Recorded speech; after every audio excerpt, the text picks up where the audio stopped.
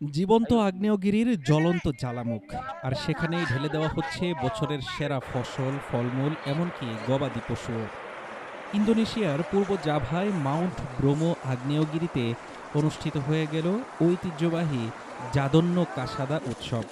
ঈশ্বরের প্রতি কৃতজ্ঞতা জানাতে এবং সৌভাগ্যের আশায় হাজার হাজার হিন্দু তীর্থযাত্রী অংশ নেন এই রোমাঞ্চকর উৎসবে। ভোরের আলো ফোটার আগেই শুরু হয় দুর্গম পাহাড়ের চূড়ায় আরোহণ। গন্তব্য পূর্ব জাভার ২৩২৯ মিটার উঁচুতে অবস্থিত সক্রিয় আগ্নেয়গিরি মাউন্ট ব্রোমো। সব বাধা পেরিয়ে পিঠে ঐতিহ্যবাহী নৈবেদ্যর বোঝা নিয়ে এগিয়ে চলছেন হাজার হাজার তেঙ্গারেজ হিন্দু তীর্থযাত্রী, যাদের উপলক্ষ বার্ষিক জাদন্য কাসাদা উৎসব, ঈশ্বরের প্রতি কৃতজ্ঞতা প্রকাশের এক অনন্য ও রোমাঞ্চকর রীতি। ঝুড়ি ভর্তি রঙিন ফলমূল, শাকসবজি, টাকা পয়সা কিংবা গবাদি পশু, বছরের সেরা অর্জনটুকু দেবতার উদ্দেশ্যে উৎসর্গ করাই এই উৎসবের মূল লক্ষ্য।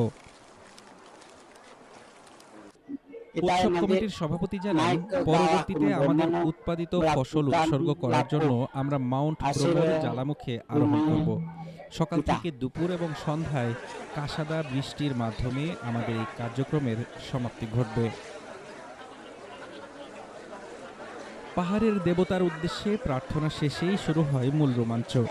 জ্বলন্ত খাদের ভেতর ছুড়ে দেওয়া হয় সব নৈবেদ্য, আর ঠিক তখনই ছাই ভর্তি পিচ্ছিল ঢালে জীবনের ঝুঁকি নিয়ে দাঁড়িয়ে থাকা স্থানীয় গ্রামবাসীরা প্রজাপতি ধরার চৌড়া জাল এবং সারং দিয়ে বাতাসে লুফে নেওয়ার চেষ্টা করেন সেই সব উৎসর্গ।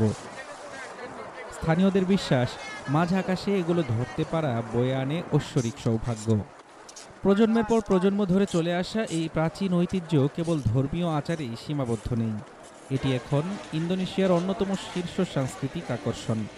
আধুনিকায়নের যুগেও প্রকৃতির সাথে আদিম এই মেলবন্ধন দেখতে প্রতি বছর এখানে ভিড় করেন দেশি বিদেশি হাজারো পর্যটক।